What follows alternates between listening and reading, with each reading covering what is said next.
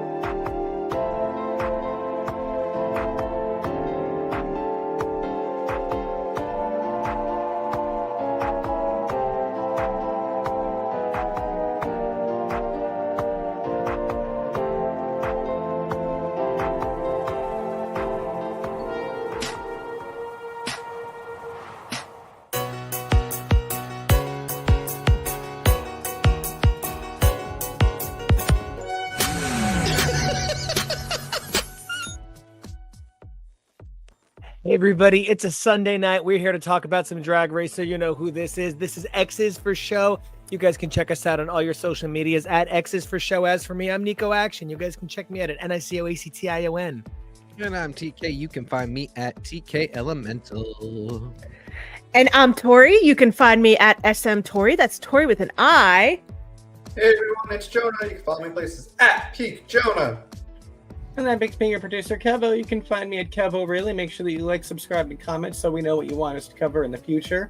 We have a very tepid week this week, in my opinion, of Drag Race, but we'll get into that. Yo, but I can't stop dancing, so it's a good day. All right, I want to start. We got a couple of things on the docket. We're going to talk a little bit about season 17 starting. She can drive now, guys. Look out. We're going to talk about Canada, and we're going to talk about Down Under a little bit first. We're also going to talk about the fact that maybe it's time to accept that. Like, I was watching some videos on the Price is Right games after KEVO and I watched a video on a Price is Right series of games. And it turns out there are a lot of games that after they stop doing well in America really do well in the international versions. Maybe it's time to accept that there are just some things that don't translate quite the way we want them to. And maybe it's time to adapt the humor challenge and stop worrying so much about the American audience that's, hint, going to tune the fuck in anyway. So Yeah, I got that. here's where I'm at with this next season. I am so, as a guitar boy, as a guy who just bought his first 3/4 Spanish nylon guitar. Thank you so much to my favorite place to buy instruments in the world, Buck Dancers. They are my favorite. Buy something there way too often for my wallet. And I love a good dancing, singing queen, but like, it is starting to feel a little bit like, oh, well, sewing girls get 2 challenges, so let's have some sewing girls. Okay, and so then it's going to have theater girls, so there'll be 2 challenges with live vocals. And so it just sort of becomes exactly what we've been saying we want. They're sort of like separating these bitches out into little camps, and it's like theater camp, and it's fashion camp, and it's vocals camp, and it's acting camp. But the problem is, you're kind of doing it Hunger Games style, and you're not it's almost Big Brother-y. It's almost, they're kind of like, all right, well, your team sucked this week, so one of the theater kids goes home because it was fashion, and you also, like, you are on the set of Tremors. So, good luck. And it's just always kind of like, and so I'm thinking about it, and I'm like, yo, I don't know who in this cast is, because I just haven't met them yet. And I'm sure, like, I'm already obsessed with Corey. I can't wait. But like, I want to know, maybe one of these girls can't roast, and so she should be, dead in the water. But Rue is just going to keep lazy Susan lifelining a bitch to the end. What do you guys think?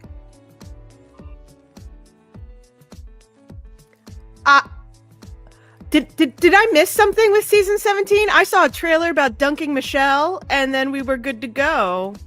No, and there was a bunch of promos for my first in drag selfie. And, yeah, that was cute. Actually, that was really cute. Joella made me cry. That really got me. And so, like, just the amount of like personality they're trying to put in on these girls, I'm really curious about how that's going to translate to the way we feel when one of them is cut, because the challenge is designed for a talent they simply lack, despite their startling personality and their terrific talent set. I think it'll help us. Oh, go ahead, Kevo. No, I was gonna say I didn't know we had homework in terms of watching stuff like that. Yeah. I didn't know those videos existed. That's sort of the problem with when they put forward all of this stuff preemptively. We watched that whole interview video with the season 16 girls last year. I don't remember any of it except for the fact that we watched it and it was long. And by the time the season started, like the one girl that I had a good impression of that I felt strongly about, maybe two. It was Mirage, and it was ironically Nymphia, who the entire time we were watching, thinking, no, she can't possibly win. She was a surprise win. We kind of thought if Mirage was getting cut that early, so would she. So it kind of felt like, why did I put in any time to get to know these girls before the season started? And that's sort of been my take for a while. Because we will pick some stuff to talk about, I will watch that. But like, we didn't talk about, and I'm not like, you didn't tell me we were doing this, but because we didn't talk about covering any of the promos, I was like, I'm not watching them because and this is like a me thing. All of this is me stuff. Like, I get very judgmental, and I stopped doing it very early on because when the promos came out, I did not like Katya. When they did the season 7 promos, I thought Katya was super annoying. The first time Tori promoted me, I don't think she was crazy about me. Yeah, I get it. It's true. He said, "It's so nice to meet you. Can you help me move my stage stuff?" And I said, "I get paid for that." Go fuck yourself. Yeah, no, I very respect. You said lovely things too, my dear. But anyway. Yes, but like I totally get it. I mean, for me, what it does do is it helps me to have fewer like, this person was forgettable on my like spreadsheet. I'm like, oh, she had a cute backstory. Like, she was charming in this. She just didn't get very far. And that's the note that I make, as opposed to, I feel like I have to go back and rewatch the first 7 or 8 seasons just to be like, was this person actually forgettable? Or was I just too much information and I couldn't take in? Yeah. Right.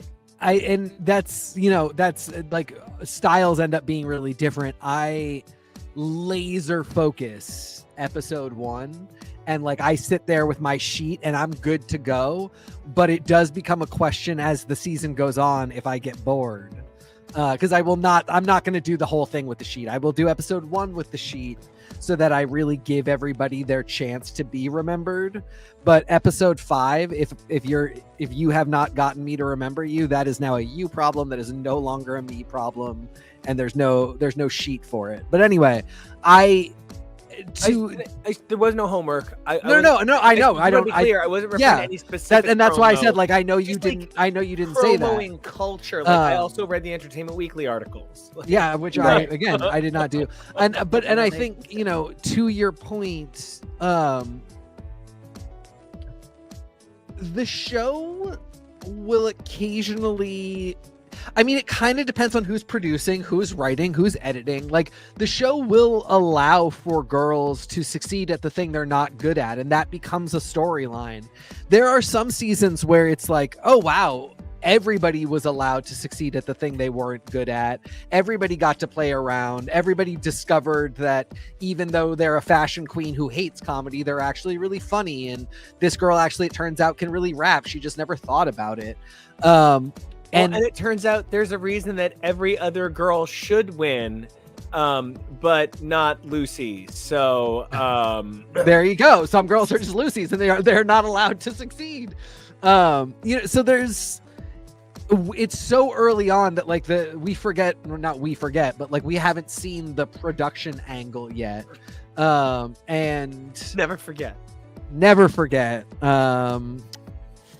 I saw some very ugly production writing and editing in Down Under this week, and apropos of what you're saying, it was a really important reminder that, like, no matter what actually happened, how a girl did, what went on, you can cut it in a way where the show says that was just okay. Justice for Lazy Susan. We'll get to it in a little bit. My queen. Okay, I don't know. I got weird queens. Jonah. No, if you're saying lazy, sorry. Well, Uma and Lazy, they're like my Well, yeah, okay, we got to talk. So Jonah. Yes. So first question for you is, what do you do because like here's the thing I also want to say that came up, and I think it was Jonah who brought it up earlier. So Jonah, that's why I'm pivoting to you, but I know that you were at least in the conversation. Somebody at work recently told me that I talk really fast, but it's okay because they're also from New Jersey, and I was like, you get it. But so one of the things that you brought up is that there were seasons that were kind of affected by circumstance, like the roast in UK2 is affected by the Pando. And it's like, I think about seasons where that'll be the case. If there is something that affects production, they can throw in 2 extra fashion challenges. And mama, they're all in-house. So what do you think? Well, I mean, we kind of saw it with season 16 where there were very few to little to none scripted acting challenges. Very few to little to none. The math on that, we are all very safe that you're an engineer. Listen, the best thing about doing anything with engineering is going, you have a 200% error. Yeah, it's fine. Yeah, just round it. Yeah, you're good. I'm certainly just poking fun. You are absolutely, unquestionably brilliant, or we wouldn't have you here. No, of course. I'd drive over your bridge any day. Yeah. Well, I do nothing with the actual bridge. I just light it. Oh God, that was my foot. Where was I going with this? So certain challenges will have certain harder aspects to them. Somebody recently said this, and I think that was maybe what's missing of certain comedy challenges that they do now. They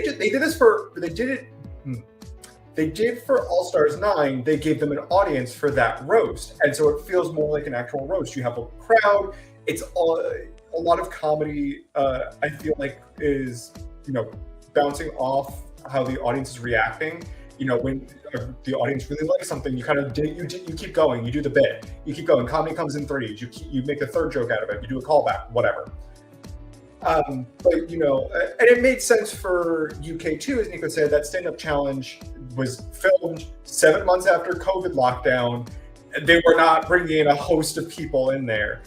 But sometimes it is just a little, okay, they're doing an entire roast in front of just the judges, and that's just kind of it, and it's weird.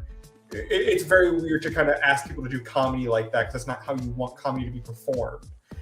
Granted, many of these queens, especially starting out, I'm sure are no strangers. It's not in a shady way, have been in performances and been in rooms where there's like 2 people, and they still sell it, and they still give it the best thing that it's ever been. That's what you have to do as a performer. It doesn't matter if there's 1 person in the crowd or there's 500. Yeah, I have played for literally just Tori and KEVO. I have literally played concerts for just Tori and KEVO. Literally. It's true. But I mean, this is what we sort of talked about with the last roast, that we can't believe that there's not 20 people on that studio who you can't bring in. But at the same time, I think there comes a point where production is willing to give these girls a little bit of help, in that they'll cover them all the same, give them the same opportunity in the promos and the meet the queens and all of that. And they will build a season where they're like, okay, we've got like 4 comedy queens. We better like make sure we have 2 kinds of comedy stuff. We have all these fashion girls. Let's put them together. Put more design challenges in. I have to think that they have to create the challenge systems like that. But I think that there does come a point where production's like, last 6 episodes, it's sink or swim on your own. Like, you got to be able to do anything to a certain level to be able to continue. It's why Drag Race, I argue Drag Race is the hardest, one of, if not the hardest reality competition shows to ever go on, because you are asked to be a makeup artist, a hairstylist, a comedian, a seamstress, a fashion designer, a singer, a dancer, a dancer. You're a charismatic bitch. you have to make good TV and you have to talk about, losing a family member or whatever. How hard is it? You gotta make up a boyfriend and you gotta send him overseas and you gotta be like, Papi, I want you to come home. Bam. And not that there aren't other reality shows that don't ask for like multitude of skill sets. You know, something like Big Brother, you have to be good at physical challenges, but you also have to be, you know, you have to think about the intellectual challenges and remember a lot of details for certain challenges. And to the point that you were saying, Nico, that part of it is slightly luck of the draw when it comes to how they want to organize challenges, because there might just be like, for a long time, the first challenge always used to be a sewing challenge. And that eliminated people who were good performers, who might have done well in other challenges that they've given them. But because it was a design challenge, they did not know how to sew well. And so they just kind of had a bad outfit. It's like, oh, well, I guess that's that then. Now they don't do that. Now it's all about the talent show. And they try to do a little bit better of being like, we kind of give everybody one episode to do your best. Yeah. And after that, it's on you. You know, I read it really differently. I think it's more like they don't want the girl dropping the single when she gets eliminated first and making the money on it without them. So I always see it. It's like, unless another girl drops a Let Loose, we're not going to have an all original song finale for a minute, because they were just not going to let Lucy have the fucking news cycle on it. They were gonna put it in Jonah, you've got to watch The West Wing, because they were gonna bury it in the trash. And so like, it was gonna be 4:30 on a Friday. And so like, they're not gonna let somebody outshine them at what they own. And so like, I think part of it is like, so what if a girl sells a design to Walmart? Ain't no RuPaul wanna see, ain't no fucking H&M on her goddamn stage. So like, she doesn't care if a girl sells an ugly slip to Walmart. But like, a song, the Jan-sanity of it. But the other thing, all of what you were saying really made me think of, you're so right, is like, when you're talking about the things that all of these girls need to be good at, one of the things they really desperately need to be good at is self-evolution on the spot. And yes, we recently saw that give the win to Kyron. We recently saw that give the win to Tia. We recently saw that give the win to Nymphia. We are seeing the age of adaptive queen. To your point, Jonah, I think you're right. It's a skill set that is sort of unique. It's like a game where you get to pick your class. Yeah. And it's something that the judges keep talking about. They're like, we want to see you grow. We want to see you take our critiques and put them into yourself. But there is the further side, the extremism side of it, where they're like, I don't know who you are, because we give you a critique and then you change completely and it's a different queen in front of us that we don't even know who you are anymore. And so I think it is very important for queens to understand going into the show that you will be asked to make tweaks and you should use them, but you shouldn't you can't give up so much of yourself that they grow uninterested because now you just look like everybody else.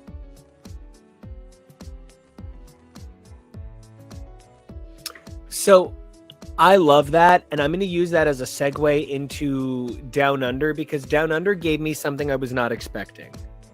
Down Under and the roast gave me 4 girls doing realistic roasts at whatever the fuck Nikita did. And I do want to say that that's a little bit like, if I were asked to write Panto, I would sit there and go, oh God, what? But if I were asked to write something dumb and American, I'm sure I could, right? I could write Dweevis and Dorkhead if I had to. Like, we all kind of have that understanding of our own culture. And so like, asking some of these girls to behave in this modus where insult comedy is not unique to America. Just look at the UK. That's like one of their favorite things, to make empires on, right? And so I think about how like this episode had Freya being like, do you know what's stupid? All of America. And it's a dangerous place where I live, which by the way is Philly. And like, there's some uncomfortable racial implications to saying that Philly is a crime-ridden city with more school shootings than other places. Well, by all means, and I had a specific point to make about what she did say and the way that it was framed that I found so fascinating, that it was one of the most foreign ways I have ever seen America discussed on a show that is generally considered, even when it's like Down Under, this is really considered, you know, an American franchise and show.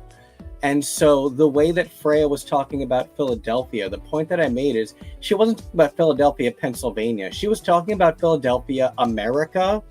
She was kind of really speaking generally about America in a way that, because we are from here and we view it with our lens, it felt like she was speaking specifically about Philadelphia. But at the same time, so much of the way she was talking, she was very clearly just talking about America is an unsafe place, and that's why we left. But you're really right that the way it was discussed and the way that it was framed, all of it was so strange and something that we're really not accustomed to, especially for such a serious topic. Yeah, I also didn't take it as a commentary on like the inner city Philadelphia experience.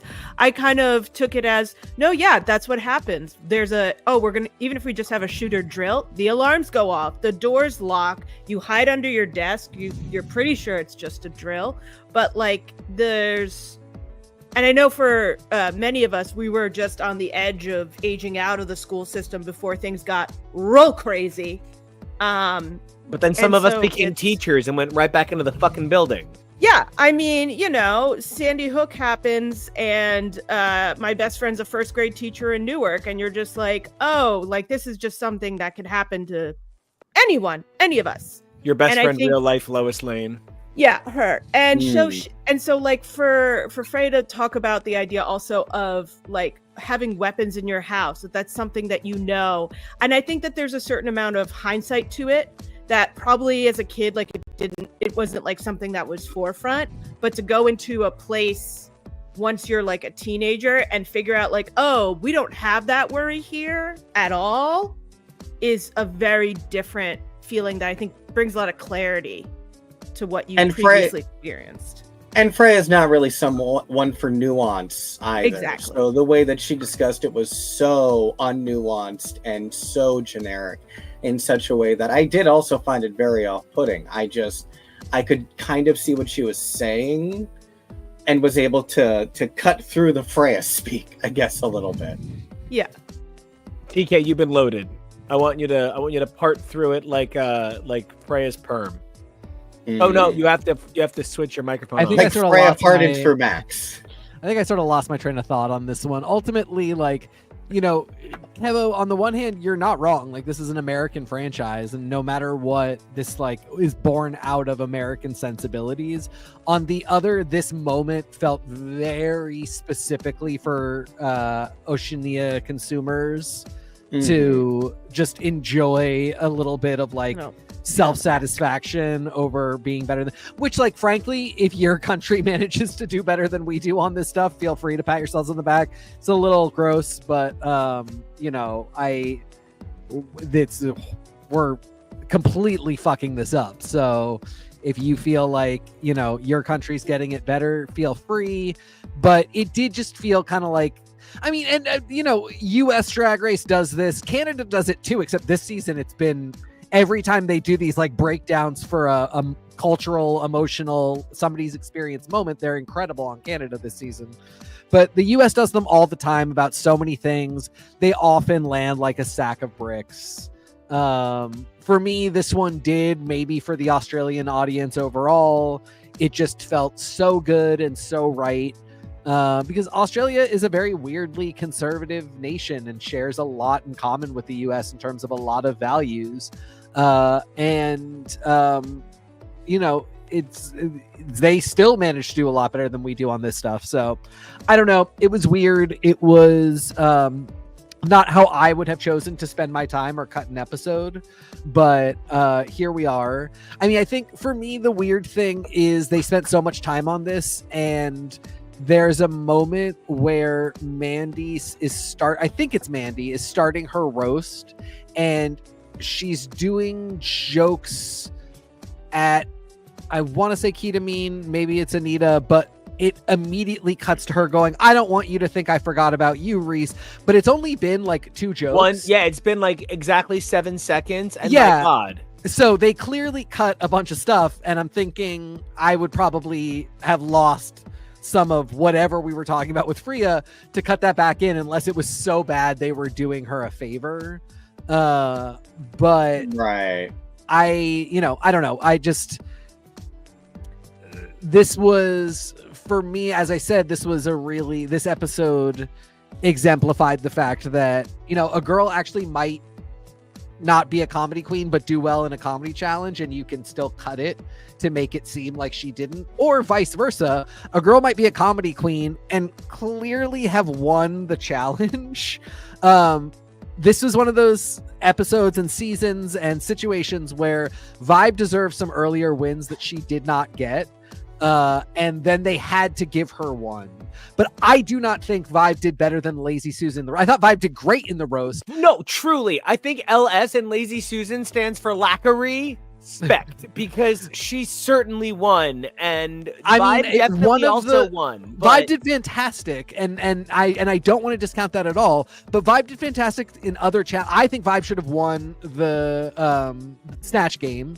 Whatever. Setting that aside, Lazy gave one of the best introductions to a roast in the history of the entire franchise, English-speaking franchise. This was so good. To me, it was so memorable. I was thinking about it the entire time. So going first is a little tough insofar as, you can be forgotten. But the idea that they cut in all of this stuff about how, well, if you put yourself first, people are going to forget about you. And then all we saw in terms of feedback, they said she looked great. They loved her outfit. The roast, you did great. And then they just cut away.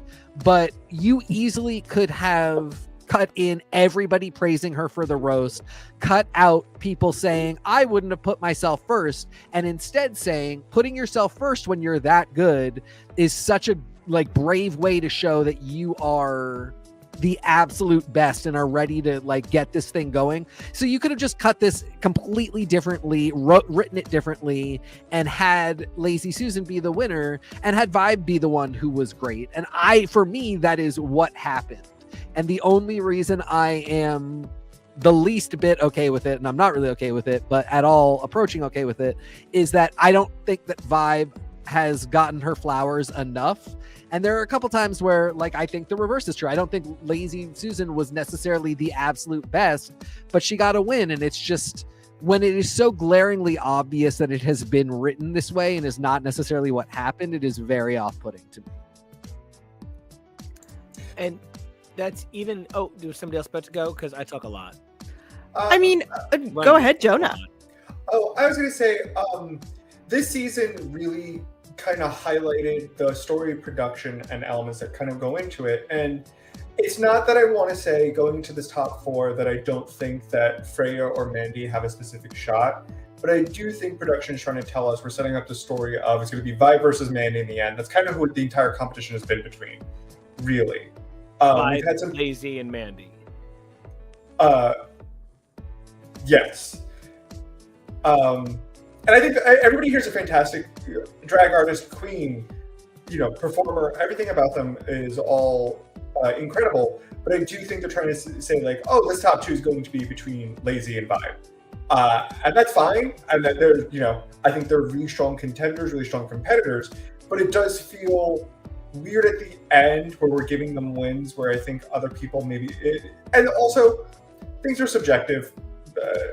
We might have preferred Lazy's performance in this challenge and Vibe's last week and so on and so forth, whatever, but not even using specific examples. It's all opinion. We also don't know specifically what was cut or what wasn't, though if people had better jokes, it would be weird if they cut the better jokes. So I don't think that was the case of it. That shot is so funny.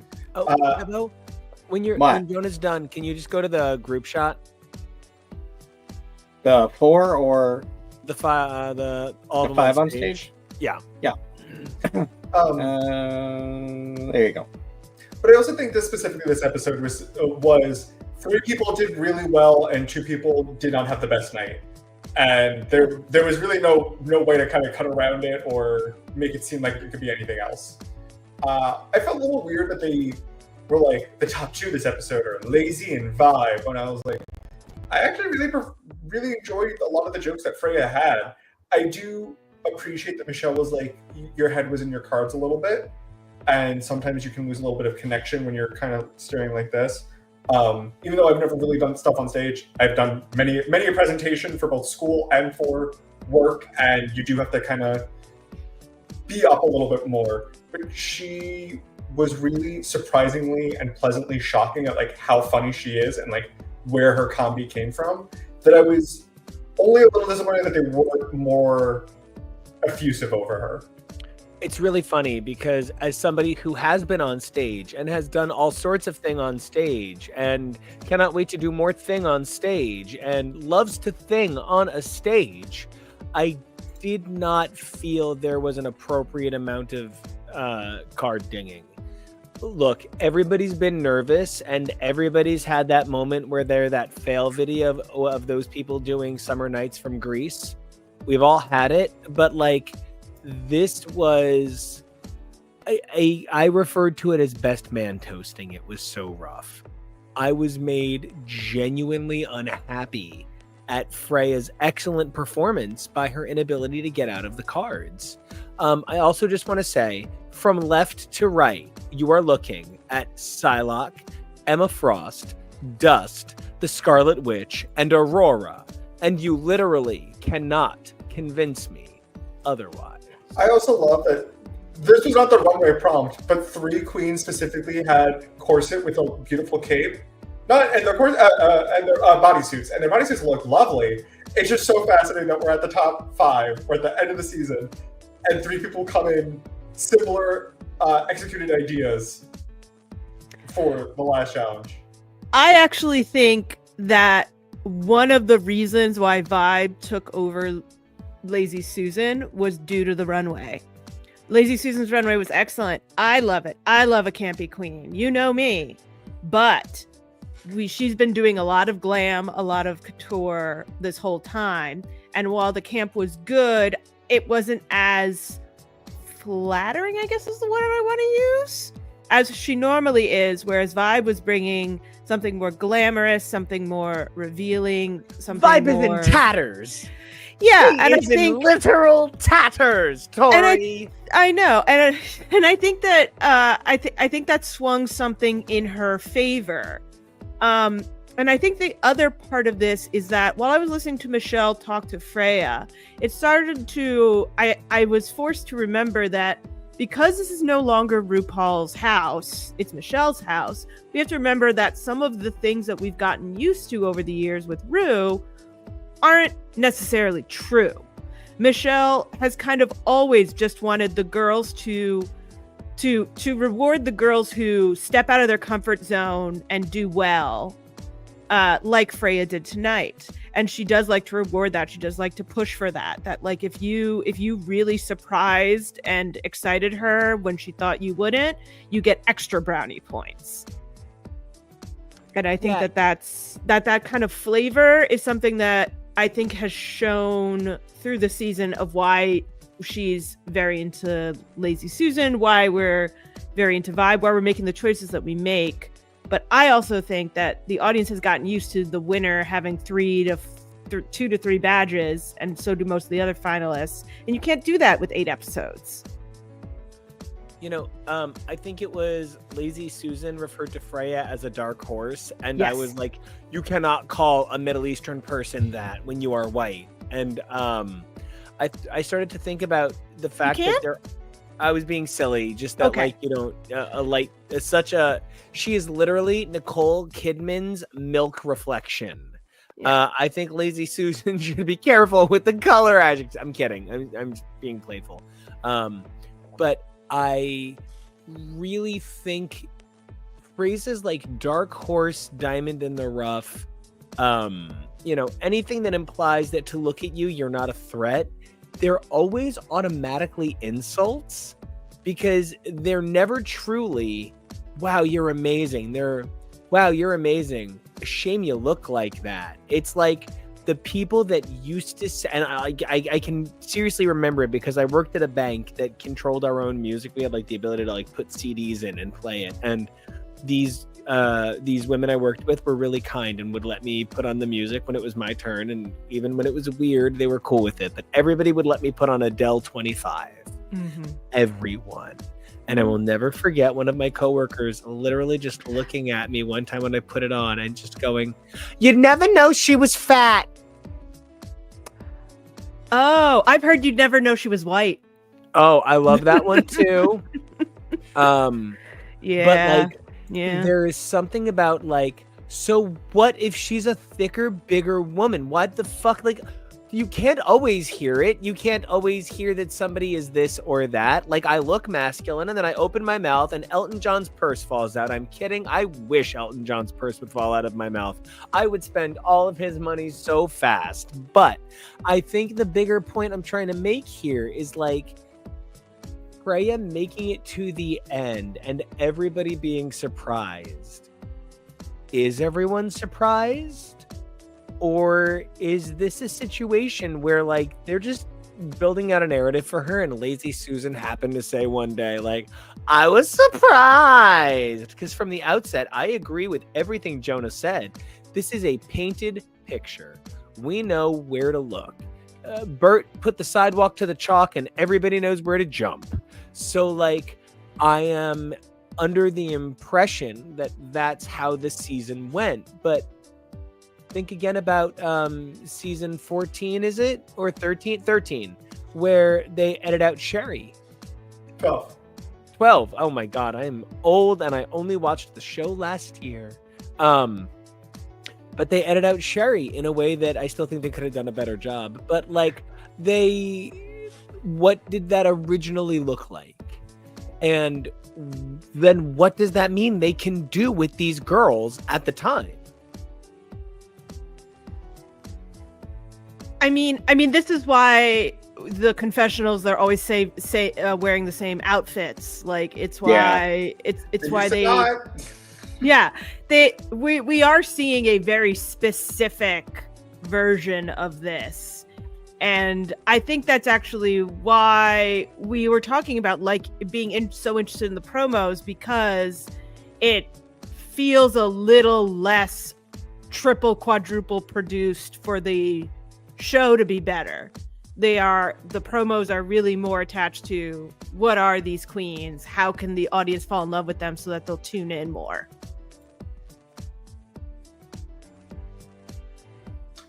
Also, this is apropos of nothing, but Lazy Susan looks so good in black hair. Oh, yeah. Yeah. Well, especially when she's smart enough to contrast it with the yellow hair, which was so smart. Like, yeah, it's her season. I know. I mean, when you're dressing like Psylocke. Both sides of her. Both sides. Psylocke. Wait. I was very confused why we didn't get like a Titanic reference. She's wearing the diamond. Like this outfit also threw me for such a loop because it's very well fitted. It's just a jumpsuit, but like I was like, is this someone's like work outfit? Like she go to construction? Yeah, and it like just threw me a little off at like the beautiful everydayness of it.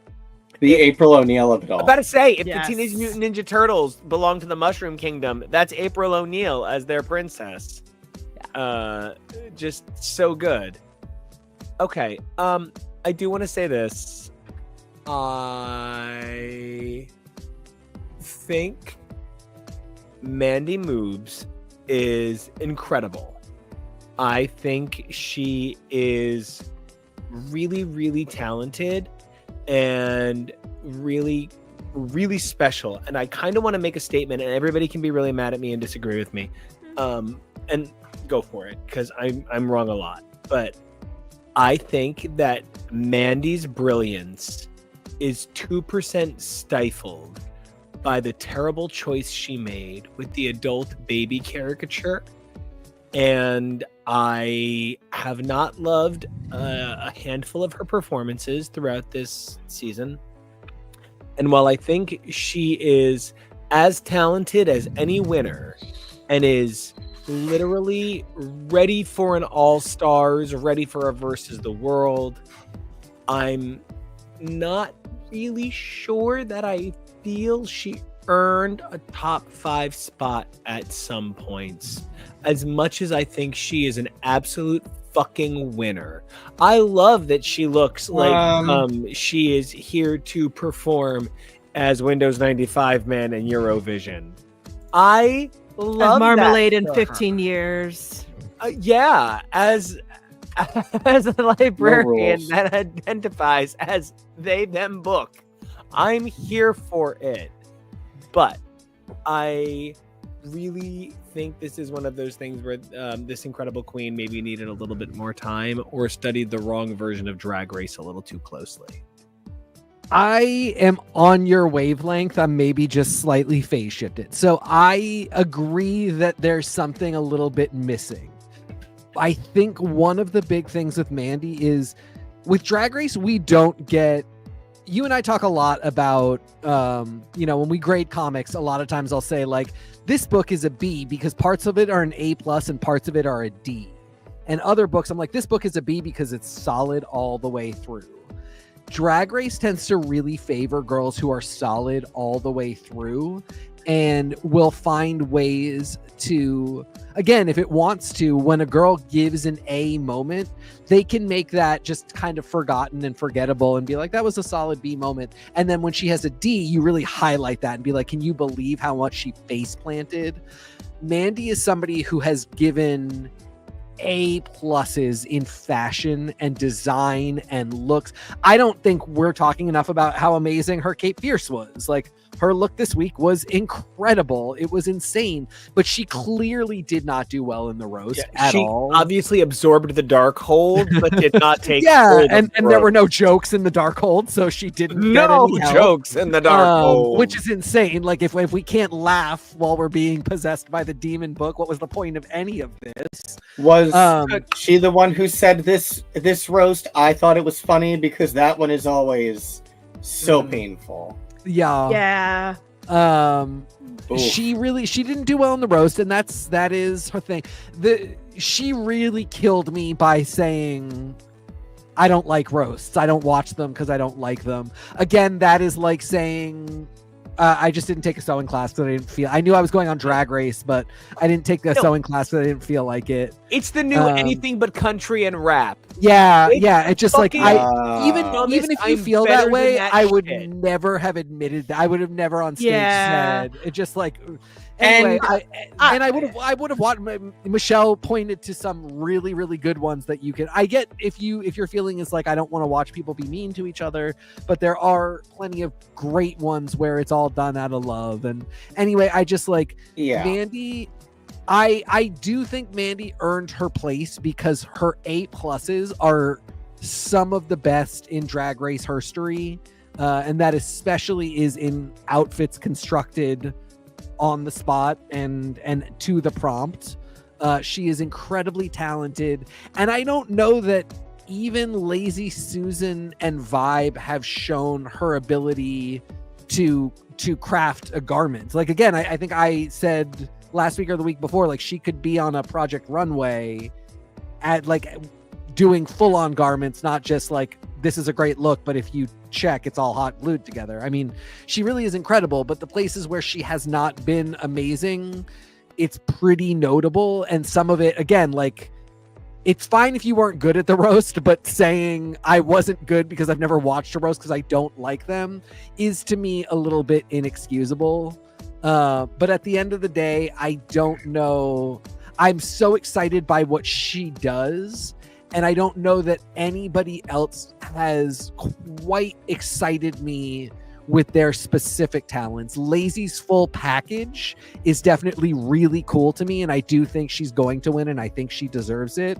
Vibe package is phenomenal, and I think she would deserve it too.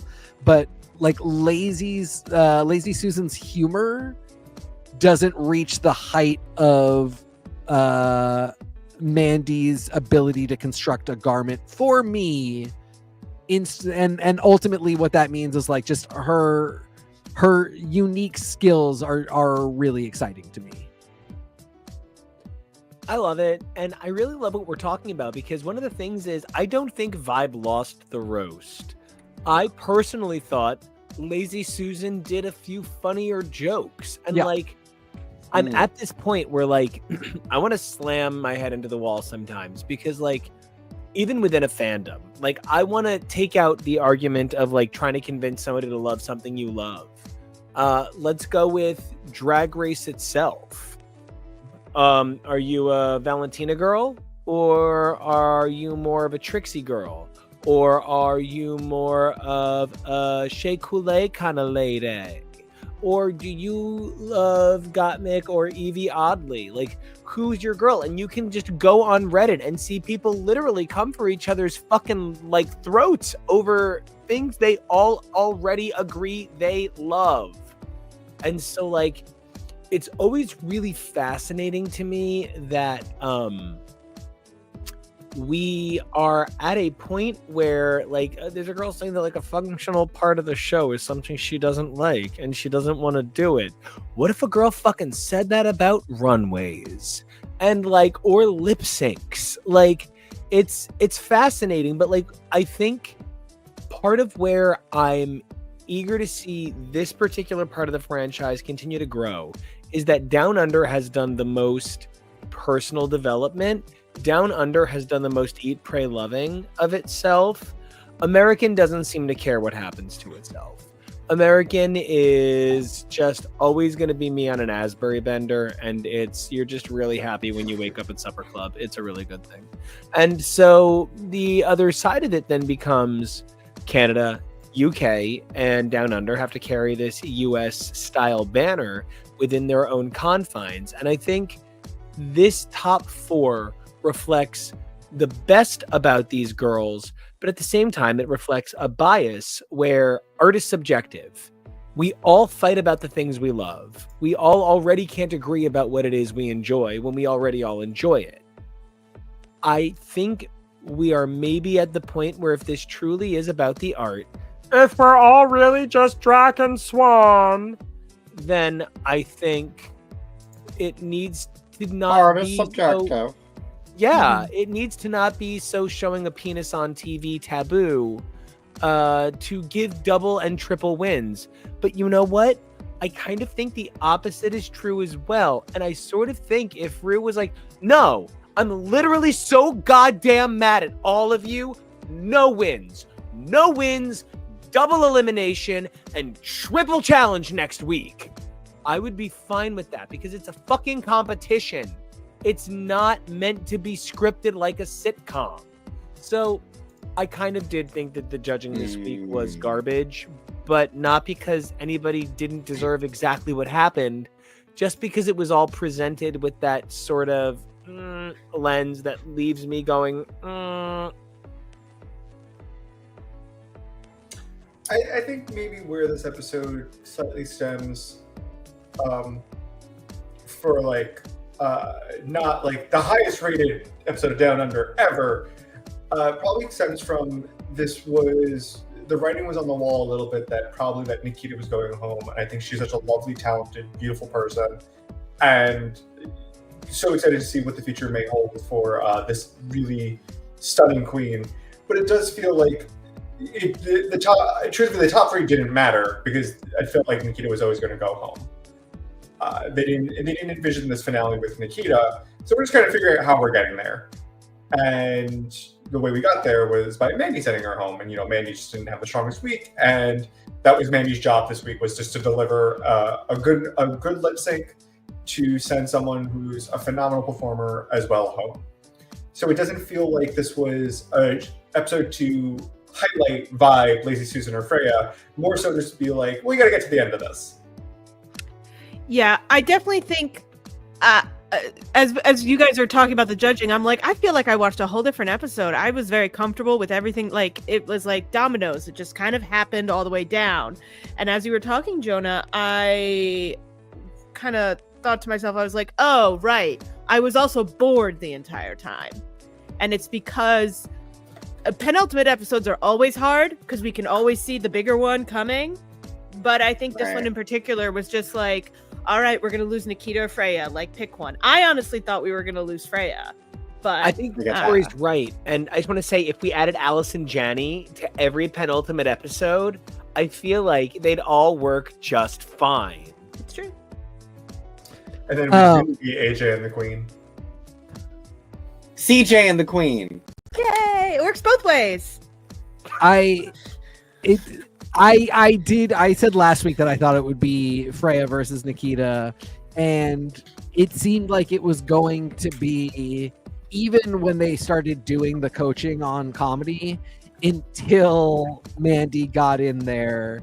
And then it was really the coin toss between, are they doing the storyline where she shows up and says, I have too many ideas in my head, and it looks bad, and then it turns out when the roast several dozen pages of jokes. That's what she said. Girl, after all that, some of us are really type A. Leave us alone. Yeah, but Tori, I believe if you had several dozen pages of jokes, a bunch of them would they'd be good. Exactly. So it was when they did that storyline, I was like, oh, this is either a total faceplant or she's amazing come the night of. And then it would have been Freya versus Nikita. But, of course, Freya absolutely killed it. Crushed it. Yeah, I did think she was in her cards a bit much. But I did think it was at about the level that Michelle said, which was, it was just constant praise and then stopping to be like, hey, you were in your cards a little too much. She's obviously not somebody who does comedy regularly. And I think with notice, if told, hey, you're doing comedy again, remember, don't do the cards, she would totally be fine and she would get it. The only reason I thought it was cool that it was Mandy in the bottom was because it felt a little bit of that feeling of like nobody is safe, and if you don't do well, you do have to lip sync for your life. Mandy just did not do well in this challenge. I did feel like she is a contender for the crown. I did think she was going to be in the top 4. And Nikita just didn't have a great track record overall and did really badly this challenge. So it just felt like, she to me is the one who I was most like, oh, I can see her for a Versus the World or an All-Stars of some kind. She's so insanely beautiful. She has a really good attitude. She did not do well this challenge, and she had been in the bottom a bunch. So it's just kind of where we end up. Hey, wait, guys, who am I? Oh, is this a transition? That's right. I am whipping my hair to bring us from one show to the next. Good transition that it's trans. We love that. Oh my God. Yes. This is what Mick fought for. So I can't wait to have more opinions on my other favorite thing I've worked on this week. This is too good, KEVO. I decided to do Rockin' Around the Christmas Tree as though it were a track in an N64 Donkey Kong game, because I've been watching a lot of behind the scenes on Donkey Kong 64 videos. And so I worked really hard making it sound like an actual N64 game. And, is it too distracting? Should I put on a different one? No, I just needed to be really fucking proud of myself, like one of these fucking queens would be. Trees, Canada, it's something. Oh yeah. Why I love this season of Canada. Integrity. I don't always love the judging. I don't have to love the fucking judging. The girls have the integrity. I don't think, look, I'm gonna bring it up. I'm so sorry, Jonah. There is a week where Nicholas Elmy, the most beautiful man to be on Top Chef in 6 or 7 seasons on either side of it, Wait, no, because my husband was on. Anyway, so I specifically feel like there's a moment in Top Chef where a person has immunity, but they do such a bad job that the guest judge literally says, "You did such a bad job, you should literally quit the show." And this person, the fact that they gave immunity that late into the season was insane. Wild. They were at a top 6 position, and they happened to be split into teams. And the 2 other people on this person's teams did well, but not well enough to overcome the other team. And the judges were like, "You should give up your immunity. Like, you should just give it up." And they were like, "No, you gave me immunity. I'm keeping my immunity." And it might have resulted in sending home perhaps one of my top 15 reality contenders of all time. I am psychotically biased toward this woman and have literally come to hate other people just for competing against her at times. I think some people just deserve a golden road for how cool they are. And that's not my fault. But this was a situation where, like, I was so enraged that the judges were clearly making a case for this person to do this thing, and this person did not do this thing and would later go on to win the season.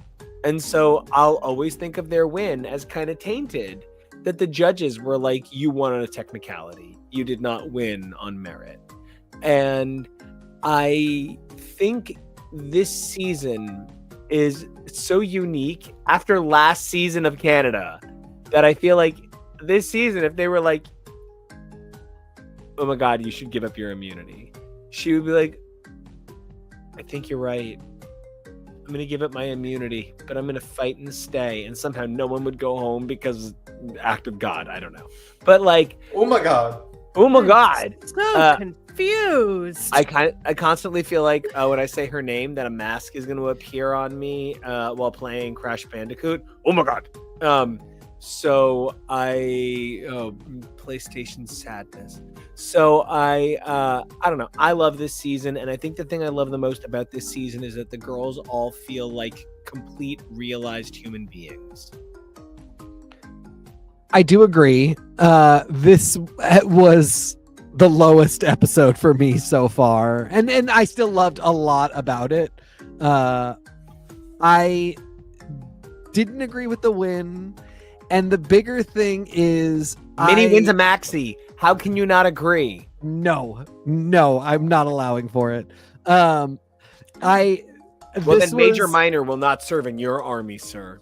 This was second to one of the funniest moments in Drag Race history for me is Rue and Michelle making fun of Kimura for talking about how difficult it was walking out on stage without hip pads. Michelle saying, I don't know, Rue asking, "Can you be made a martyr while you're still No, alive?" but we could try. But we can like try. Oh my God. Minnie's struggle with having a gorgeous body and feeling too manly. I get where she's coming from, but there are very large masculine presenting people who do not enjoy aesthetic privilege in any capacity. I love her so much. I think she is gorgeous in drag. Mistress Isabel Brooks is climbing a much steeper hill than Minnie Wang, overcoming size and masculinity to become Mistress Isabel Brooks in drag. And you just don't hear her talking about it like that. I just thought it was, I got where she was going, and I even liked what? I wish that Mistress Isabel Brooks would have a secret good twin, because obviously she's the evil twin. Yes. And her name would be Golda Corral. I love it. I'm sold. You should ask to join her drag family as Golda Corral. I'm completely sold. Actually, she has to be a Southern Jewish queen. Golda Corral, yeah. But I'm sold. I love it. Yeah, we got to get this going. I thought it was a little bit silly. I did think Minnie's look without padding and presenting a little more masculine was really cool, and I did think that everybody started being like, you can be a masculine person in drag. I thought all of that was really cool. I just thought there was a little bit of a silly bent to it where it's just like, oh God, it must be so horrible having a perfect body and then, you know, doing drag. The struggles you've overcome. On top of that, I didn't think, just for me, it wasn't the winning set of looks of the night, but that is completely subjective. I did not particularly love it. But I mean, I'll leave it there until we talk about the bottom two. You would look gorgeous in that Ecto Cooler onesie. You mean Brat Goretzky over there? Yeah. Brat Goretzky? Brat, you would look. He's having a Brat summer. Guys, Yeah. people are starting to wear shirts that are Brat shirts, but they say Drew when they go on The Price is Right. Guys, like it is like even I want to wear Rich this. knows what brat means. I want to wear this and be the cunty slime that turns them into the Ninja Turtles, and then it would be a drag show, and I would turn you into Daredevil, and then you would come out and do a medley of Born This Way. Bring Me to Life. Yes. Okay. What's the last Take me one? to church. Take me to Oh church. no. The last Ooh, one. it's Daredevil, yeah. Last one is Hero by Lane Stanley and not Lane Stanley. You know, Josie Scott and Chad Jessica Scott. Kroeger. Thank you. I knew it was And somebody with a then- lady name. And I then know. the encore is Yeah. the Electra slide. We got this. Yes. So, Okay. Anyway, That's, but yeah, that's the encore for every show. I show up in Euphoria. this. Also, is Brad padded downstairs? What's happening here? I think it's almost like a palazzo pant. There's just Yeah, like a lot of No, I- it's BBL, There's a lot of extra Brad fabric. butt lift. yeah. I Yeah. have questions. Still don't love CBL. Brad. I will say I did not like this runway prompt. It was a horseshit runway prompt. It was confusing and weird. The prompt being fast fashion, but they were also specifically talking about stuff like off the rack, and those aren't always exactly the same thing. All fast fashion is off the rack, but not everything off the rack is fast fashion. Not at all. And so it felt really weird that they were a little bit weird about the criteria of like what they were looking for, what they were asking. I much would have preferred that they like were given fast fashion and told to make something amazing out of it, like recycling the fabric, because fast fashion is a horribly exploitive, terrible process. It's also terrible for the environment. I don't know why we're like, they're not really celebrating, but like highlighting it the way that they were doing it. It was just very weird. I don't blame any of the girls this week. None of it was their fault. This was solely on production for this. I also didn't really get the slow-mo runway. It felt weird, felt out of place. It didn't feel like it matched. I don't know. Well, that's like when we I almost said on TC, but like on Top Chef when they have foie gras or veal, it's still obviously like not in the spirit of what Padma Lakshmi when she's not smoking weed thinks. But ultimately, based off of what the judges were saying and what they wanted, I do think the tops and bottoms were correct. You maybe could have taken out certain people for the top, like if you maybe preferred Perla's fashion that she brought and her looks. You maybe could have swapped her out for somebody that you thought she was a little bit stronger than, but like I fully understood who the top three were and who the bottom three were. It made the most sense in my mind. But I just did not like. I liked everything about this episode except for the runway, the prompt for the challenge. I just did not like this challenge, but I think everybody did what they could do. I don't know how to feel about this look because it's such an interesting, wild presentation, and it is something so different. But it like activates my flight or fight response, so I don't know how to feel. I also feel the same way about Xana's what Xana actually created. Like there are parts about it that I like, but there are parts about it that also just make me feel weird. It's interesting because for me, Xana created a bad taste in my mouth all season long, and so at this point, I just don't know how she's still here.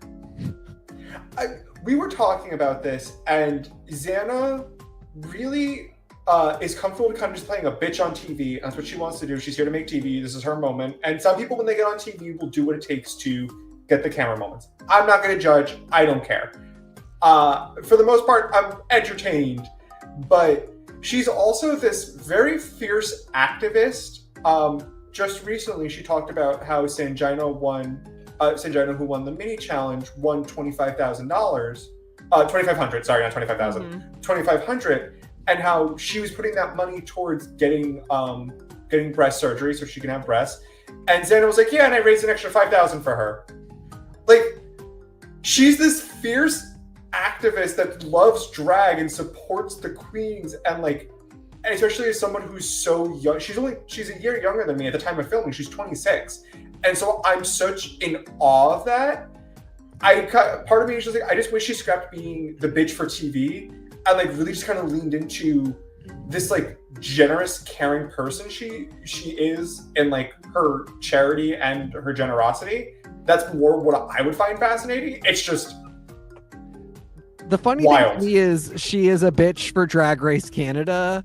She would be the nicest girl on a USC. Like, to me, she's not that bitch. Just compared to the rest of them, she is. I'm charmed by her. I adore her. She's in my top queens. I know, Nico. I see that face. I'm so surprised we're not on the same wavelength about Xana. No, but it explains why you like me, because I'm sure. You're a bitch on weird. camera? I'm weird and unlikable and off. No, you're an awesome goblin man, and so is he. I love awesome goblins. No, I think Xana's great. I do think there are times where like she doesn't need to say anything and she says something bitchy, and again it just comes off as very like, oh, that's the Canadian mean girl who like wasn't even necessary, and she just said something to be the only mean person in the moment. And it's not even mean, it's just like you were not picking up the vibe that everybody in the room is trying to be sweet in this moment. I don't know. I still like her. And it is in large part because of the things that Jonah pointed out. Like, she does have this really good heart. She annoyed me from minute one. And then in that same episode, she was the one talking about, like, if you are at my show, you're getting paid $250. And immediately I liked her. It's okay. I figured it out. She's like a femme Biff from Back to the Future. Yeah. 100%. Or Zap Brannigan. She's Zap Brannigan's gay daughter, gay son, who he is proud of because he's really mean to all the other kids at drag camp. No, hold on. Kevo, you go first. I won't forget this. It's the Heather that was made a gay boy in the Heather's TV show. Yes. And it's what Justin on Queer as Folk would be today. Did you faggy gumdrops know that The Power of Love by Celine Dion is a cover of a Laura Branigan song? I did know it was a cover. Oh, okay. No. Well, brace your dicks, because it is literally a cover, which is when I said, oh, that's... No, I said I did know it was a cover. No, I know, but everybody else didn't. So, okay. When I said that, I didn't realize that I had forgotten that it was, and not everybody realizes that Drive All Night by Celine Dion is a cover of a Cyndi Lauper song. Well, their boyfriend was like, oh, when I think of Celine Dion covers, I think of Beauty and the Beast and Power of Love. Your old man is such a fascinating, weird person. I just didn't... Every story you tell me, it's just... And when you said Zap Brannigan, I thought of his sister, Laura Branigan. I'm still trying to get over the fact that he has that full head of curly hair. It's really long right now, just for me. Can we talk about the bottom two? hang on before we get there. Go, please. So I was fine with the top three. I was very excited for Minhi. To be honest, I found Minhi's runways to be exceptionally good. I was very happy for Minhi. I was very worried about Minhi during the Golden Beaver choosing because I thought she'd get steamrolled by one of these girls, and there's a part of me that thinks Michaela's actually worked. I have a theory on that one. I mean, I think it's a little bit similar to last year that whoever you were going to leave in the bottom with Michaela was going to be an assassination either way. And so it was a similar, like, pull out the person who's going to make the difference and see what happens. But I think she thought she was sending Uma home. I don't know if she would have. No. I mean, I think Minnie thought that by saving Michaela and putting Sanjina and Uma in the bottom, she was taking Uma. Minnie thought Sanjina would send Uma home. I took this as Michaela's the stronger competitor and is more likely to return the favor. Yeah. Should Michaela win and Minnie happens to be in the bottom. Yes, I also felt that. I think that I felt like Minnie, Jaylene, and Uma are sort of a cohort of older queens. And Minnie, outsider queens in the room, if you 100%. And of them, Minnie was trying to get Uma out and also to curry favor with Michaela. I'm just gonna be the bad guy and say it.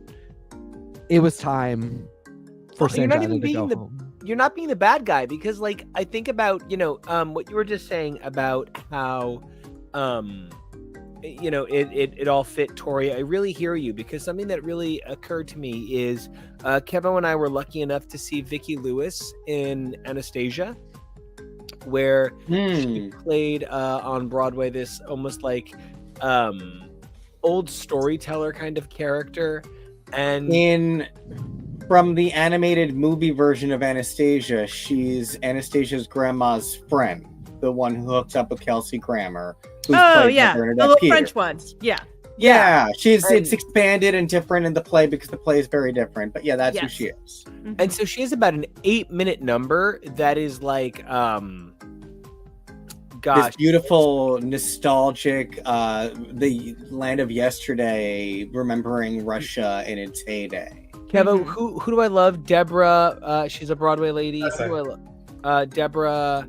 I can't think of her name, but it's her in It's a Business in Curtains. It goes on for like 10 minutes and it's brilliant. And I feel like one of the things that winds up happening sometimes is like we hit this point where somebody does a great job and we don't want to see them go. We want to see them get everything they can get. And I feel like the thing that happened kind of here is Sanjina was a powerhouse who could not deliver a big epic number because she gives from the heart. Something that was said earlier about roasts and roasting is, in front of an audience, it works better.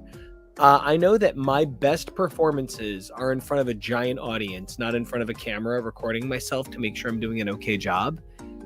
I think Sanjina also does best in front of an audience, and I think we saw the best of her, and I think what she really needs is an opportunity to, having gotten this exposure, get the money she deserves, get the attention she deserves, get the bookings, the performances, and the experience she deserves. And then she shouldn't have to worry about this show. She should be living her beautiful queen life. But if she wants to come back, there's All Stars versus the World and more for her. I think to build on what you're saying too, I think there's look at the way she presents herself in her confessional. There's something about when you live as a spectacle, it's hard to peak that sometimes. And I think it's a matter of figuring that out too. She reminded me of Adore Delano in ways of having the it factor, having that charm, because I think she oozes charisma. I think she's just so much fun, and I imagine if I got to see her perform live, it's a show, it's a spectacle.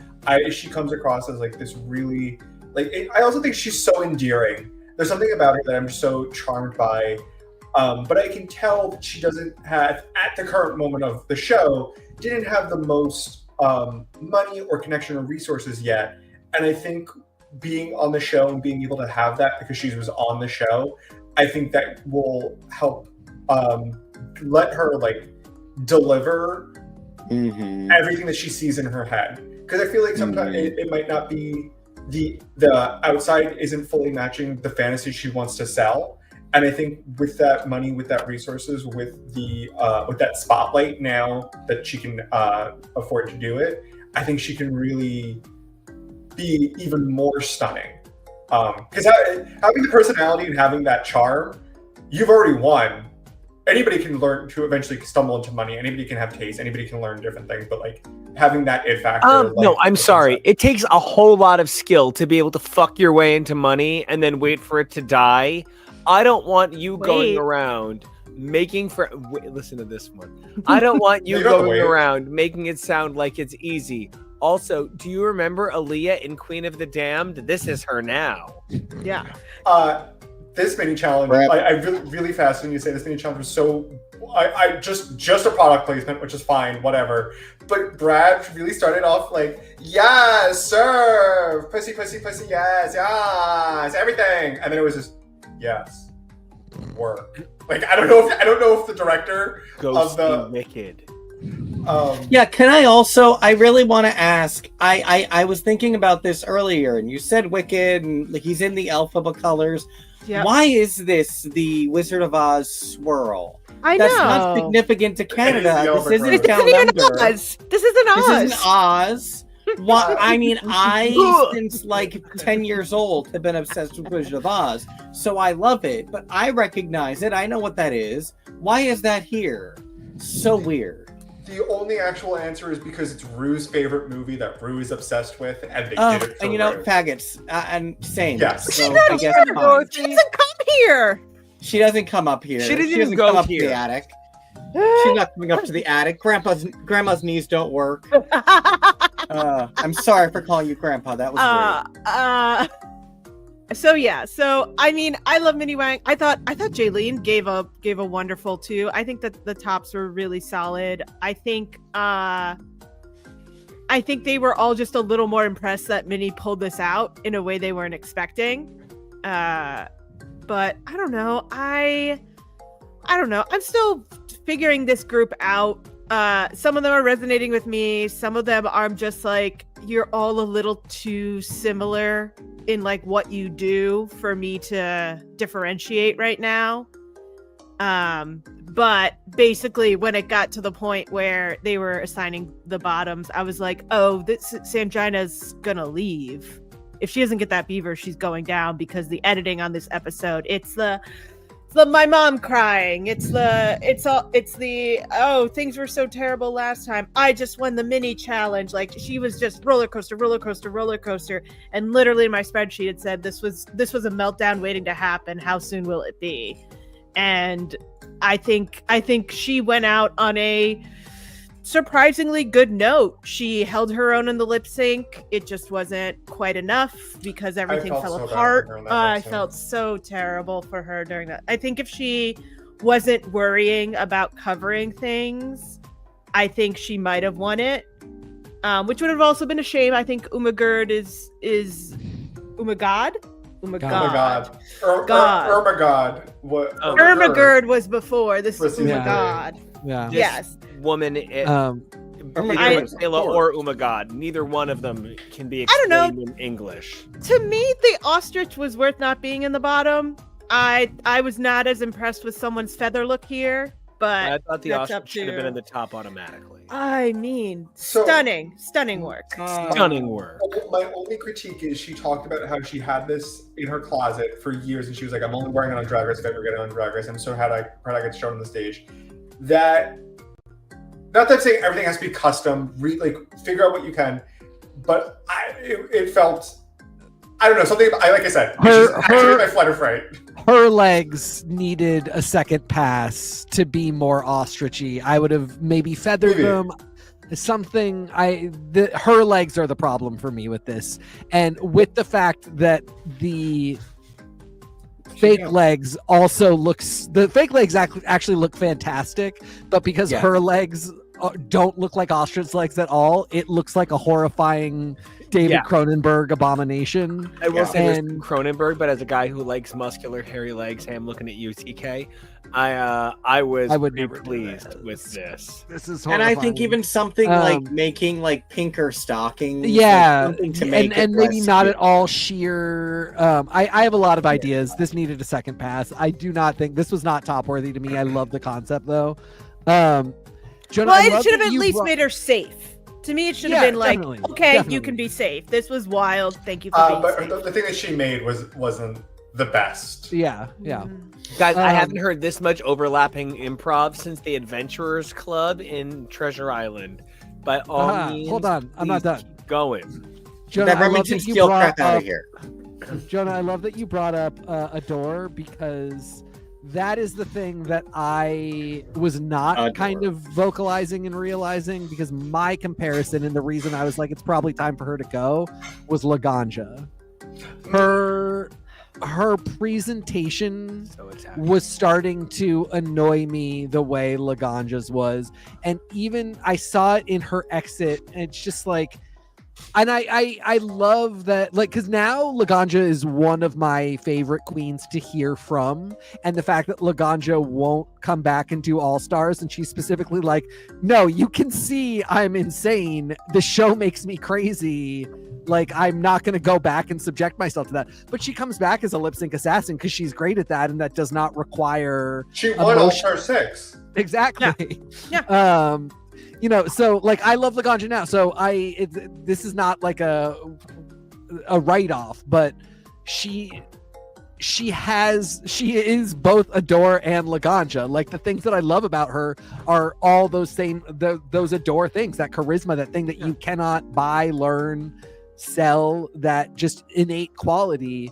But her stumbling blocks are Laganja. They are putting way too much of a front up to try, and I get why. And you know, the thing that she has that neither Adore or Laganja had in their season was this kind of vulnerability. And frankly, when the word dysmorphia comes up that many times, I'm sort of like, somebody needs to maybe halt production. And I really hope she was being taken care of. Now, I'm grateful to her for sharing those feelings, and kudos for spilling. I really, that is as important as the discussions of Native heritage and the other discussions of trans identity that this show has given us. She talks so frankly about her dysmorphia, and that's not an easy thing to confront. That's not an easy thing to share. That's not an easy thing to see as a viewer. It was also getting to a point where I was like, needs to get out of here. This is not good for her. And I don't quite know how to reconcile that. I choose to believe that she is an adult who is taken care of and able to make her own decisions. She had her drag mother there, and I choose to believe that this was okay. And even though she said a bunch of stuff that I would be concerned about, I'm choosing not to like infantilize her and say that she can't make her own decisions. But it was concerning. Right. And very quickly back to the drag mother, I just kind of, with Virgo doing as well as she did and being Sanjina's drag mother, it sort of always felt like we were going to get to a point. It never felt like, well, our top two is obviously going to be Sanjina versus Virgo. So it's like, when do we finally kind of admit that there's a discrepancy that there should be, because one of us is more experienced to the point where I'm teaching the other one, and perhaps this idea of putting a mother and daughter in the same season, sort of, we see what the other edge of that sword is, and it's just that it does the daughter wrong. You know, it's in that spirit where, you know, you were talking about Adore earlier, and you were talking about Laganja earlier, and Laganja, of course, being the famous drag daughter of the famous drag mother. I sort of think that, interestingly, somewhere between Adore and Laganja lies Lemon. And sort of the way Lemon, I don't mean this aggressively, as somebody who's failed a lot of attempts, Lemon did not succeed the way Lemon would ultimately come to be one of the most beloved queens in any version of any of the franchises. And Lemon, Lemon, my dear, if you're looking for a drag son, a lemonade, as it were, I will change from Nico Action to Mike Shard and be Mike Shard Lemonade, and I will take such good cares of yous. I'm obsessed with Lemon, and any opportunity to say that I would be her service top whenever she needs me. But I also just want to make it clear that I'm really trying to be on point. Roxy Andrews? Where but to be on point for a moment, the thing about this idea of Lemon being so easy to believe in, yet really didn't perform quite to the expectations in her first few appearances that we would come to see that she was of course capable of, and of course capable of sustaining an entire season. I think about how that relates back to Sanjina, who I think, to even call myself out, I thought Sanjina had a certain what kind of attitude that girls do not do well with on Canada. No matter how much I love them, they do better with Rue than they do with Brooke when they're like, what? Because Brooke was never a what girl. Brooke was to sit there and be shitty on the couch. She was not sit there and pick a fight. So the girls that pick fights don't really do quite as well with Brad and with Brooke. So Sanjina really would have thrived on a Rue season because Rue sees that spark and thinks it's beautiful. That said, that spark lacks the polish that Canada is often looking for. So where Lemon had the polish but ultimately couldn't perform to the expectation of a girl with that polish, Sanjina lacked it and always gave so much better than they ever thought a girl with the polish ever fucking could. And I just think Sanjina gave one of the most legendary runs of a girl who could have been discounted early. And I think a lot of people are going to be able to do really well, not just on Canada, but on a lot of seasons because of the season that Sanjina had, whether she goes any further in her drag race career or not. I think she is legend status. I agree. She's always won me over with how earnestly and desperately those big brown eyes are looking for critiques. Like, just the way that she approaches critique time is so charming and sweet, and we don't see a lot of that. We don't see a whole lot of girls who get up there and just so desperately want to be loved that they are literally just like scraping the skin off of their chest so you can get closer to their heart. Like, yeah, it's something, and I will miss her. I liked her. But she got that good you're about to exit edit. So I'm glad she got a whole ep. Yeah, production took really good care of her on her way out the door, which is a lot more than they do for a lot of the girls in Canada. Canada keeps a tight runtime, so KEVO. I would love to see her now on something like Global, specifically because what I said a lot during our feedback of Global is what I really want more of from season 2 is multiculturalism. And so I'm going to be looking at ongoing girls from every season that we watch from every country to see what sort of multiculturalism they can bring to a Global. The American girls as well. I feel like Alyssa only kind of brought America, and I really want to see Global having girls with more diversity. And so Sanjina being Canadian and just bringing her own culture with her as well. I think that's something that I hope to see from Global. So she's someone that is now going to be on my list of girls that I will remember for when we're starting to think about that. Assuming it's coming, we just sort of do assume. For sure. All right, so I think that might even feel like everybody's hitting that point in the episode, which is always for me a really good sign. You know, one of the things that I feel like we sometimes get to at the end of one of these episodes is like there are people who are still trying to get in something from 2 shows ago, and then sometimes we get to this point in the episode and there are people just that are like messaging me privately, Nico, I've been trying to get this episode to end for 35 minutes. But no, you know, one of the things is I try to design this episode. You can just say my name. You could just go. I mean, if I were to say someone is trying to get away from me, it would not be hard for anyone to guess. Yeah. Which of the usual suspects? I designed these episodes for somewhere between an hour and 15, an hour and 45. And then at an hour and 30, we're sort of like, yeah, this is 2 episodes of Drag Race. That's sort of like the build of this show. It's meant to cover about 2 episodes of Drag Race. So when we hit that 3 episode period, it is exhausting. When we hit that 1 episode period, if it's not the US, it's tough. And the reason I say that it's tough if it's not the US is the US automatically gets Drag Race, Untucked, Whatcha-Packin', and every one.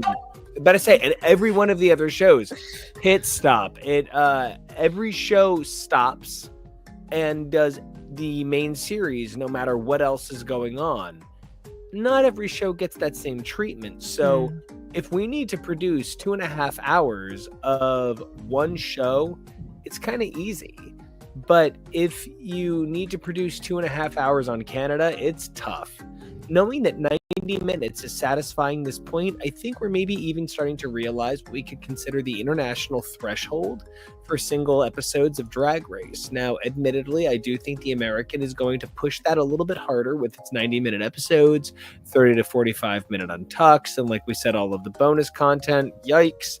But one thing that I am hoping for from this new format going forward, where they are aware that this is the era of Paramount Plus cutting shit left and right, is that Drag Race needs to make every minute count in the spirit of Gay Truvada Friends of WeHo. I forget what it was called. Yes, real gays of Go Away. Right, real gays of Go Away. Tori, you're the smartest one of us.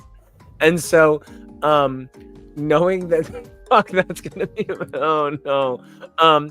So knowing that is the way they edited 16, I hope that the editing on 17 keeps that keen eye toward sharp cuts, because something that I've very much noticed is that there's not a whole lot of excess content where I have the time to come to hate the girls on Canada, UK, Down Under, because there's not a lot of garbage of them randomly saying like, ooh, but the pit crew, I want to massage their butts and also rub my face on their crotches.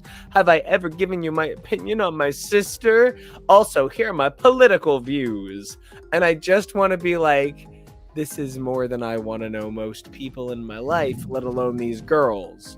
So, the same way we opened this episode, I'm really hoping that US is gonna take some lessons from these incredible international seasons that have all cultivated an incredible way to look at these shows. Jonah, where can everybody find you, and what are you hoping that 17 gets right that you haven't seen gotten right in a hot minute? Wait. Oh. I had my finger up first. Oh, God. Say first, I'm going sorry, to change over the music to pep up our energy for the outro. And definitely make sure and check out the NICO Actions music, including this latest cover of Kelly Clarkson's Underneath the Tree. It's for some awesome holiday entertainment. And now go ahead. Yeah, I've just real quick, I've released about 62 minutes of holiday music in the last year. Thank you so much, Kevo. You're very cool. Speaking of cool people, one of the music in the, oh, fuck, Andrew, stop. You're so cute. Shut up. One of the tracks in the new EP is a specific request of the furball that's about to talk now. So definitely take a listen for the Have Yourself a Merry Little Christmas, because that was definitely for Meet Me in St. Philly over there. St. Philly, that's me. I guess I'm in the St. Philadelphia, Hotel. America. You can find me any place at Peak Jonah. What am I hoping for season 17? I am hoping for some good old-fashioned, I don't know, I want to see fights. I want to see drama. Give me entertainment. Get messy. I'm going to live for it. Okay. Wow. Trash Goblin. Love it. And you know what? I love it because you are not that person in real life. It's interesting because in real life, I'm like, sorry, but like, on air, I'm like, no, everybody should be so nice to one another. And in real life, you're like, no, I don't want to mess with anybody. But on air, you're like, fight. I want a physical bitch. fight. Yeah, no, you're I not. literally about to say, yeah, blood. Let there be blood. Yeah. Speaking of let there be blood, I know no one who could Bleeds go as to much as battle. I do. Oh, I was gonna say nobody who could go to battle quite so ready to protect what you love, but sure. It's all true. So, Tori, where can everybody find you, and what is it in season 17 you are hoping most to protect that you love, aka the same question I gave Jonah? You can find me online at smTori. That's Tori with an I. What I want is for all of us to bake a cake full of rainbows and hug and kiss each other all night long.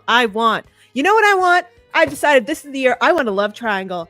I want all kinds of things. Or maybe not a love triangle. Maybe I want a full-on 5-person polyamory. Let these queens get down in front of me. Ooh, like Sick Power and Rangers Lost tired. Galaxy. Yeah. Yes. I want Yes, a messy throuple. I want commitments. I want miscommitments. I want to start something on episode 2. Oh, they break up by episode 5. Oh no, one of them's dating someone else by episode 9. I want it all. I'm never gonna get it, but I do want that real bad. So that's what I hope for. You know, like most gay people, I always, when I think about Ryan and Sharpay and I want it all, want to play Sharpay. So I just really hope that you would be the Ryan to my Sharpay, because I think you are just absolutely the High School Musical that I want to celebrate. Yeah. You're the best. I love you so much. Also, again, real life person who's not messy, that's like, give me messy, and I love it so much. I don't want it to be messy. I just want them to make out more in front of me so I can see it and save it. I'm going to send you some websites, my dear. You just have to click that you're over 18 and you'll be fine.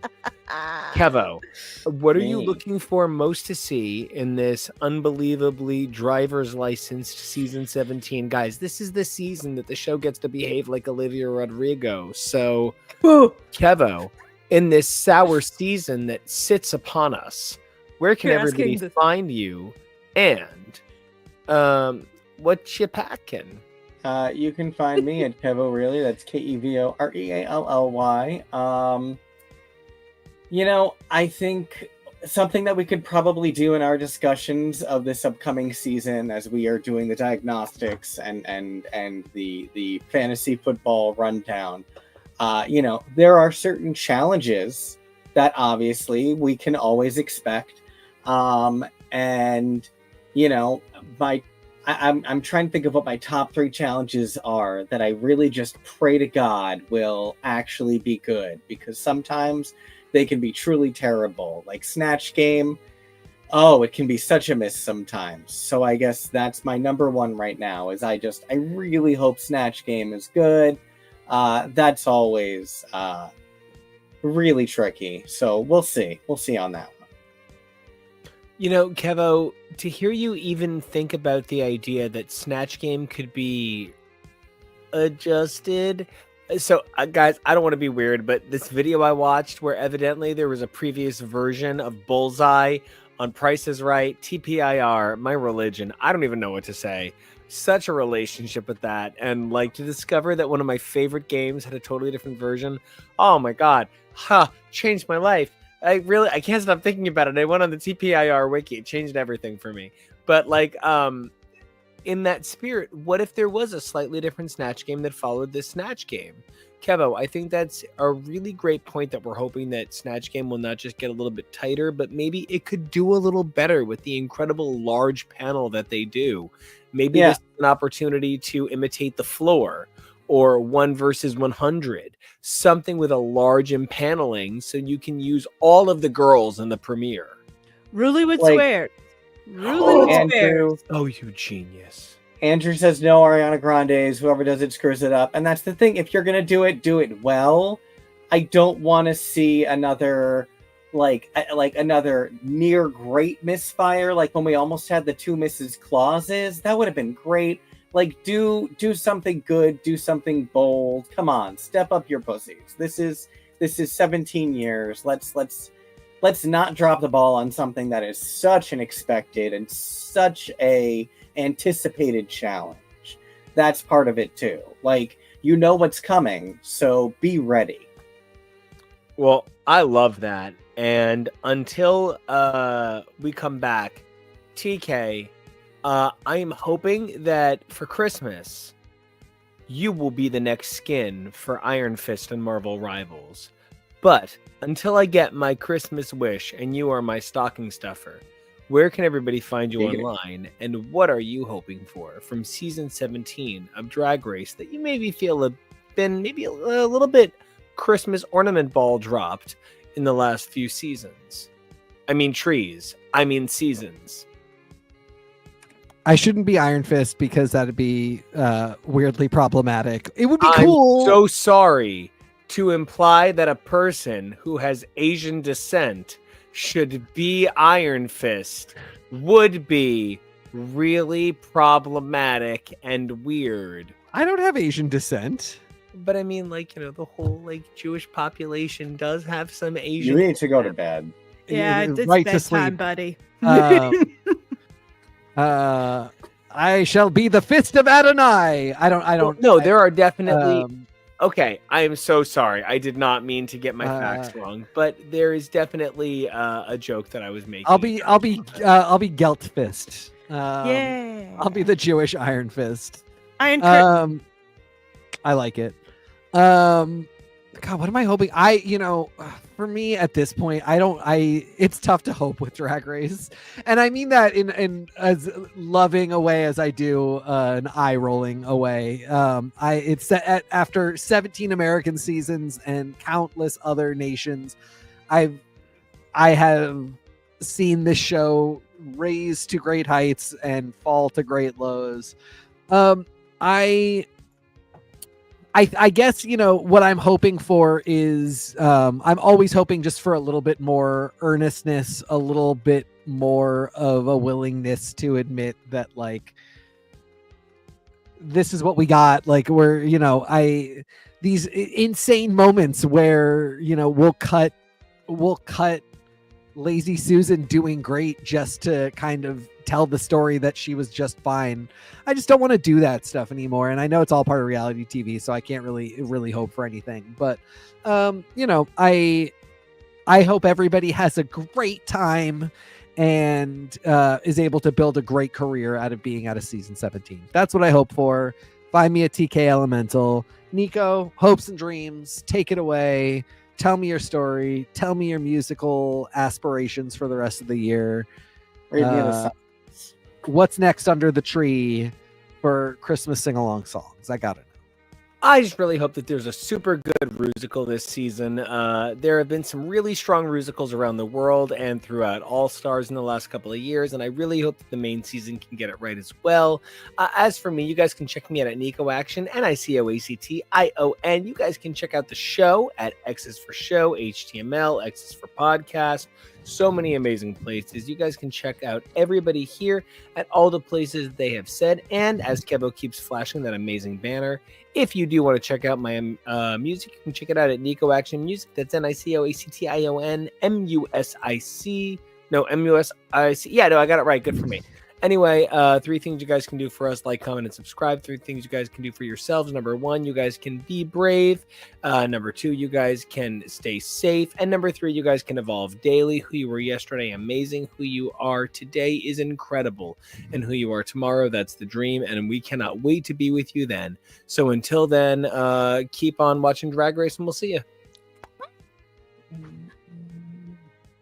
you.